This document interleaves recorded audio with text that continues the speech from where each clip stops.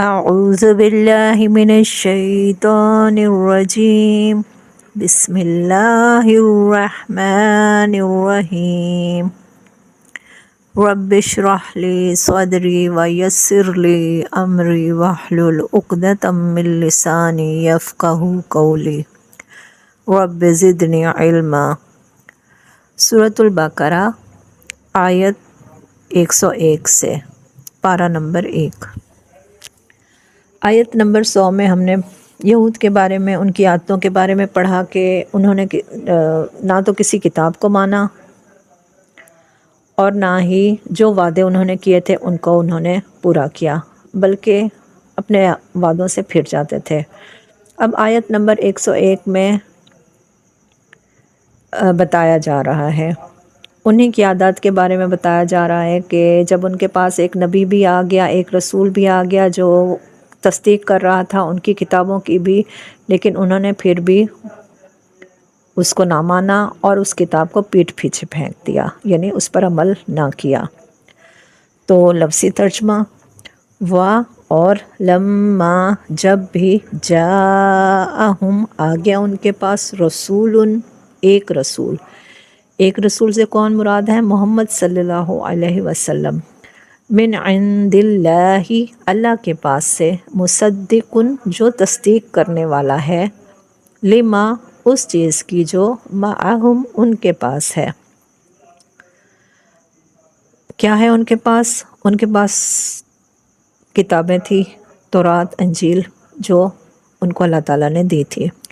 نبذہ، پھینک دیا، فریق، ایک گروہ نے، من الذین، ان لوگوں میں سے، اوتوا الکتاب، جو دیے گئے کتاب، یعنی بنی اسرائیل۔ نبذہ، پھینک دیا، کیا پھینک دیا؟ یعنی عمل نہ کیا۔ دیکھ لیں کہ ہم مسلمان آج کیا کر رہے ہیں، ہم نے اللہ کی کتاب کو دنیاوی کتاب سے کم تر سمجھا ہوا ہے، اور ہم نے گھر میں ان قرآن مجید کو ایسی جگہوں پر اوپر کر کے رکھا ہوا ہے جہاں پر ہمیں اٹھانے کے لیے بھی کرسی رکھنی پڑتی ہے، یعنی ہم قرآنی تعلیمات کو، اللہ کی کتاب کی تعلیمات کو بالکل بھی اہمیت نہیں دیتے۔ تو ہمارا یہ عمل بھی یہود والا ہے۔ جب کبھی ہمیں ضرورت پڑ بھی جائے تو ہمیں بہت ہی مشکل سے وہ کتاب اٹھانی پڑتی ہے۔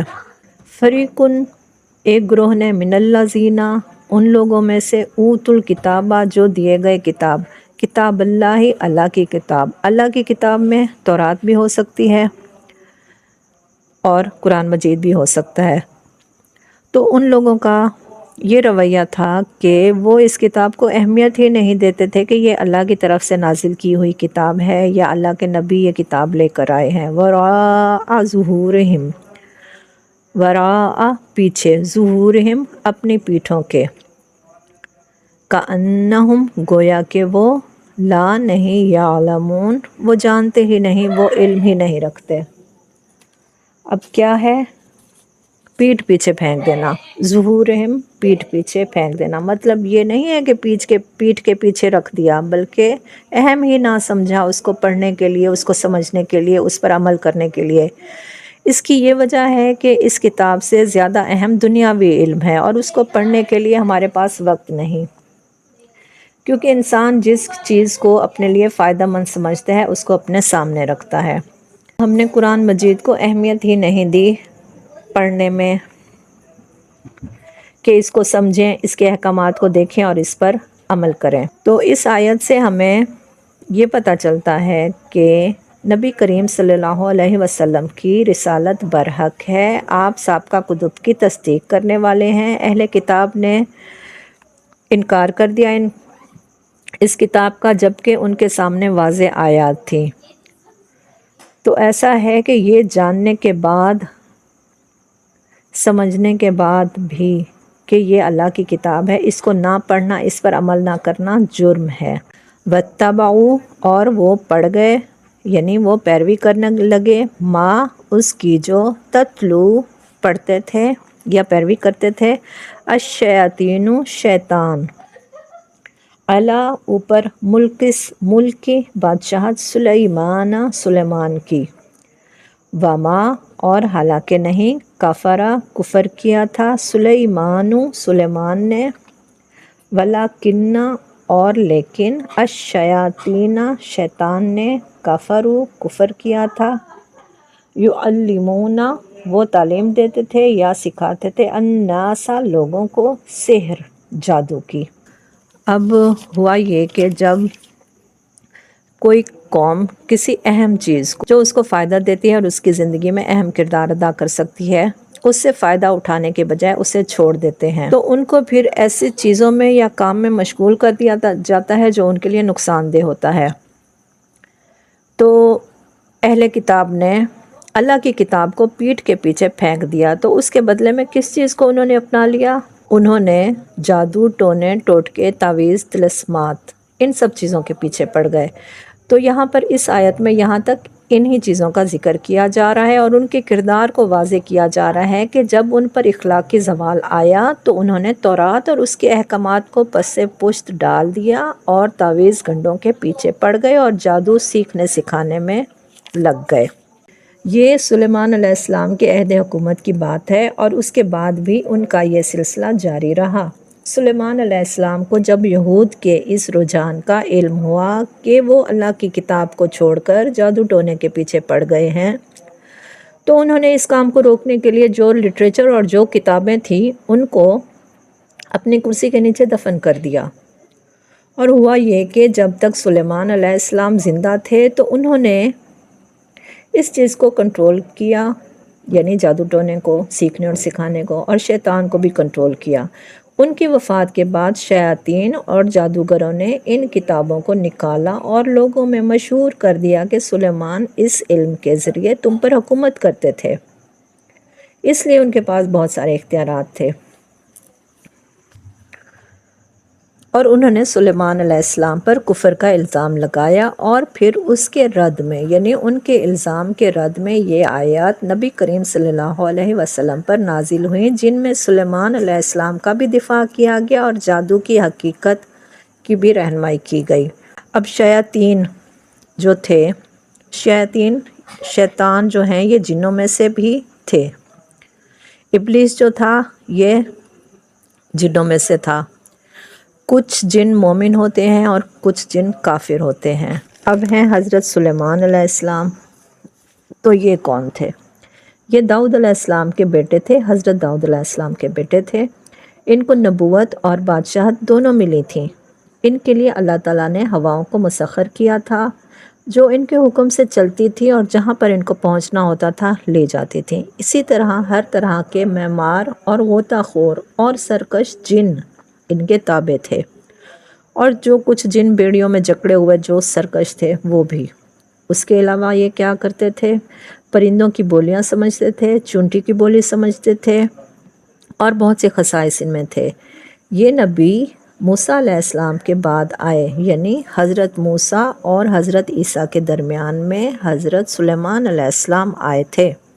آپ پرندے اور جنوں سے کام لیتے، پرندوں کی بولیاں سمجھتے اور پرندے آپ کو بھی سمجھتے تھے۔ یہ سلیمان اللہ کے نبی تھے جن پر یہودیوں نے کفر کا الزام لگایا تھا۔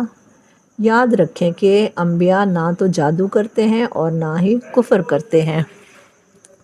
تو اب آیت آگے، وما اور اس کی جو انزلہ نازل کیا گیا، علی الملکین اوپر دو فرشتوں کے، ببابل بابل یعنی یہ عراق کا شہر تھا، ہاروت و ماروت اور ماروت پر، وما اور نہیں، یعلمان وہ دونوں سکھاتے تھے، من احد کسی ایک کو، حتی یہاں تک کہ، یقولا وہ دونوں کہتے، انما بے شک، نحن ہم، فتنۃ آزمائش ہیں، فلا تو نہ، تکفر تم کفر کرو، فیتعلمون تو وہ سیکھتے تھے یا سکھاتے تھے، منہما ان دونوں سے، ما اس کو جو، یفرقون وہ تفریق ڈال دیں یا جدائی ڈال دیں، بھی ساتھ اس کے، کس کے؟ جادو کے، بینا درمیان، المرئی مرد یا شوہر کے، و زوجہ اور اس کی بیوی کے،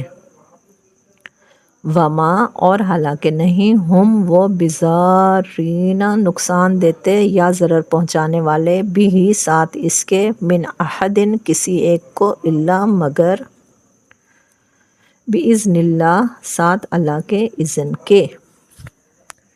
جو ہاروت اور ماروت فرشتے تھے وہ لوگوں کو کہتے تھے کہ ہم آزمائش ہیں لیکن تم جادو کر کے کفر نہ کرو۔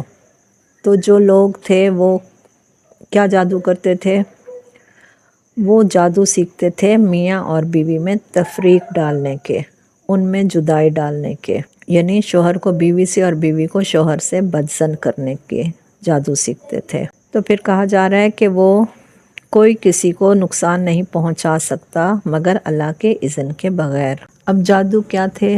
جادو دو طرح کے تھے، ایک جادو سحر التفریق تھا جو شوہر اور بیوی کو ایک دوسرے سے پھیر دیتا تھا، اور ایک سحر العطف تھا جو محبت کا جادو تھا اور یہ ہلاکت تھی۔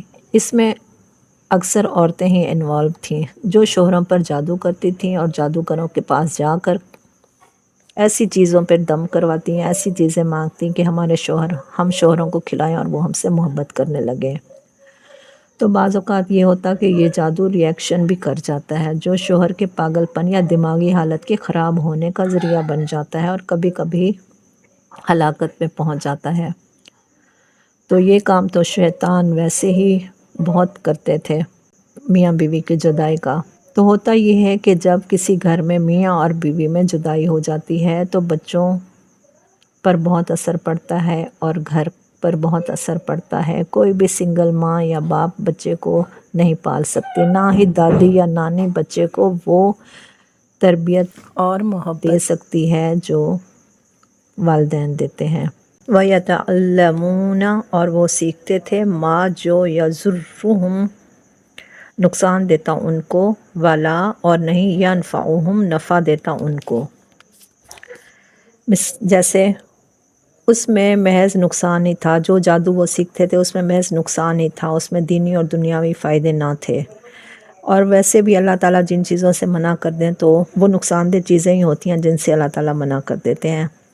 اب جیسے شراب کے بارے میں قرآن پاک میں حکم تھا کہ ان دونوں، شراب اور جوئے کے بارے میں تھا کہ ان دونوں میں نقصان ہے مگر فائدے بھی ہیں، لیکن نقصان بڑھ کر ہیں، یعنی گناہ زیادہ ہے۔ اسی طرح جیسے جھوٹ بول کر وقتی فائدہ تو ملتا ہے مگر بہت بڑا نقصان یہ ہے کہ جو دل پر سیاہ داغ لگاتا ہے اور جو پھیلتا جاتا ہے، تو آہستہ آہستہ انسان کو جھوٹ بولنے کی عادت بڑھ جاتی ہے اور وہ جھوٹ بول کر ایسی بیماریوں میں مبتلا ہو جاتا ہے جن کا علاج ہی ممکن نہیں ہوتا۔ وَلَقَدْ اور البتہ تحقیق عَلِمُوا وہ جانتے تھے، کون جانتے تھے؟ یہود، یعنی بنی اسرائیل والے۔ لَمَنِ اشْتَرَاهُ البتہ جو بھی خریدا انہوں نے، ما نہیں ہے لہو اس کے لیے فی الآخرۃ آخرت میں من خلاق کوئی حصہ، وَلَبِئْسَ اور البتہ کتنا برا ہے ما جو شروا انہوں نے بیچ ڈالا بہ بدلے اس کے انفسہم اپنی جانوں کو، یعنی انہوں نے جادو سیکھ کر اپنی جانوں کو ہلاکت میں ڈال دیا جس کا آخرت میں نہ ہی کوئی فائدہ ہے اور نہ ہی کوئی حصہ ہے۔ لو کاش کانو ہوتے وہ یعلمون وہ علم رکھتے، یعنی ان کے پاس اصل علم ہوتا جس پر وہ عمل کرتے۔ اب یہ ہے کہ شریعت میں جادو کی اجازت نہیں، مگر کچھ لوگ جو ظالم ہیں وہ قرآن پاک کی آیات لا کر رکھ دیتے کہ اللہ نے اجازت دی ہے، جیسا کہ اسی آیت 102 میں بِإِذْنِ اللہ یعنی اللہ کے اذن سے ہے۔ ٹھیک ہے، یہ اذن ہے، یہ مرضی نہیں ہے۔ جیسے کوئی بیماری آ جاتی ہے تو اللہ کا اذن بھی کسی حکمت کے تحت ہوتا ہے اور لوگوں کے لیے آزمائش ہوتا ہے۔ جیسے کوئی بیماری آ جاتی ہے، جیسے کرونا میں بیماری آئی لیکن وہ ہر کسی کو نہیں لگی، کسی کو لگی۔ تو ایسے ہی اللہ کی جو قدرت ہے وہ اسباب سے بڑھ کر ہے۔ ہر مصیبت اللہ کے اذن سے آتی ہے، لیکن اللہ پر ایمان لانے والا ہدایت پا لیتا ہے، اور ہر آزمائش جو انسان پر آتی ہے وہ کچھ نہ کچھ سکھانے کے لیے ہی ہوتی ہے، اور ہمارے اجر بڑھانے کے لیے اور ہمارے درجات بڑھانے کے لیے ہوتی ہے۔ بعض اوقات ہمارے اعمال ایسے نہیں ہوتے کہ ہمارے درجے بڑھیں، تو ایسی چھوٹی چھوٹی تکلیفیں آتی ہیں جن سے ہمارے چھوٹی چھوٹی تکلیفیں اور آزمائشیں آتی ہیں جن سے ہمارے درجات بڑھتے ہیں۔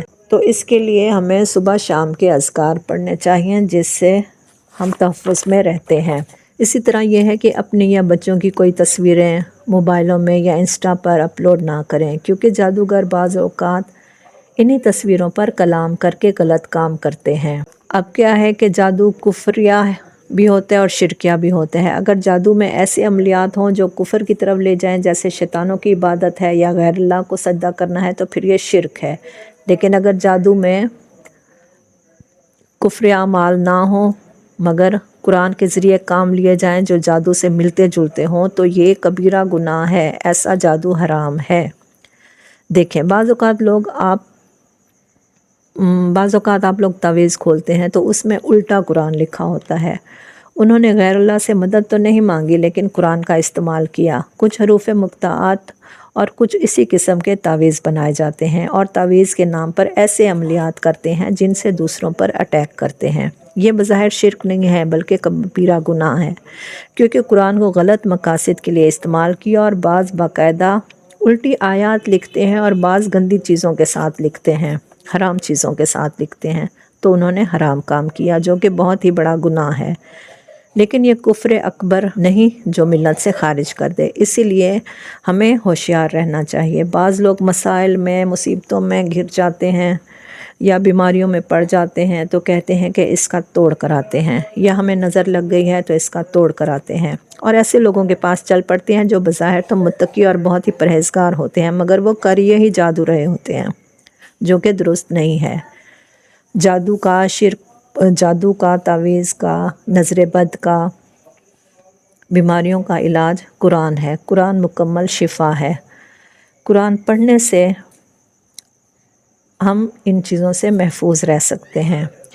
قرآن شفا بھی ہے، قرآن علاج بھی ہے۔ قرآن کی آیات کے ذریعے رقیہ شرعیہ ہے جو جادو کا بہترین علاج ہے۔ قرآن کی آیات پڑھنا، آیت شفا پڑھنا، قرآن کی آیات کو نظر بد کے لیے دم کرنا بہترین علاج ہے، بجائے جادو ٹونوں کے اور تعویذوں کے چکر میں پڑھنا۔ قرآن پاک کو پڑھنا، اس کی آیات کو پڑھنا اور دم کرنا، یہی شفا ہے۔